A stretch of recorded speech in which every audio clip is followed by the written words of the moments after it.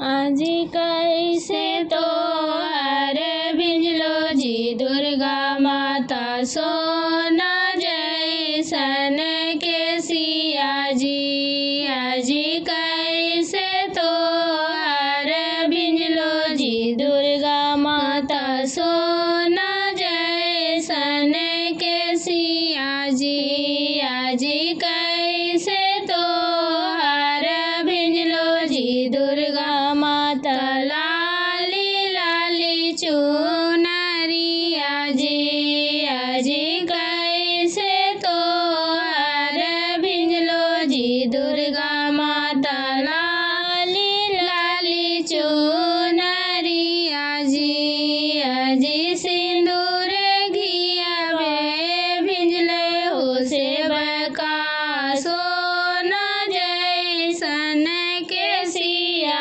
हो। या सिंदूर घियावे भिजले हो सेवका सोना जैसन के सिया हो। या दूध जलवे भिजले हो सेवका लाली लाली चुनरिया हो। या दूध जलवे भिजले हो सेवका लाली लाली चुनरिया हो। या जी कहाँ जाके धोलैबा जी दुर्गा मैया सोना जैसन के सिया जी।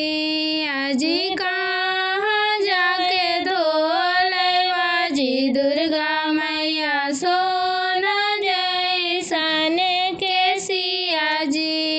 आज कहाँ जाई धोलैबा जी दुर्गा मैया लाली लाली चुनरिया जी। आज कहाँ जाई धोलैबा जी दुर्गा माता लाली लाली चुनरिया जी। आहो गंगा जाई धोलैबे हो सेवका सोना जैसन के सिया हो।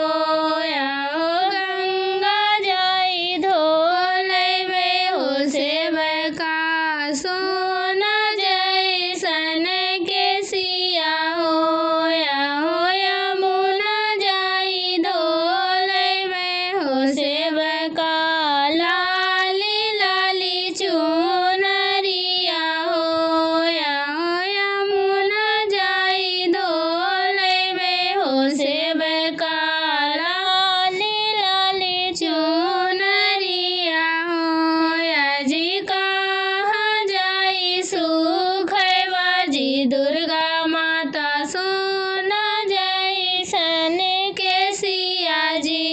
आज कहाँ जाई सुखैबा जी दुर्गा माता सोना जैसन के सिया जी। आज कहाँ जाई सुखैबा जी दुर्गा माता लाली लाली चुनरिया जी। आज कहाँ जाई सुखैबा जी दुर्गा माता लाली लाली चुनरिया जी। आहो मंदिर जाई सुखैबे हो सेवका सोना जैसन के सिया हो। आहो मंदिर जाई सुखैबे हो सेवका सोना जैसन के सिया हो। आहो निमिये डढ़िया सुखैबे हो सेवका लाली लाली चुनरिया हो। आहो निमिये डढ़िया सुखैबे हो सेवका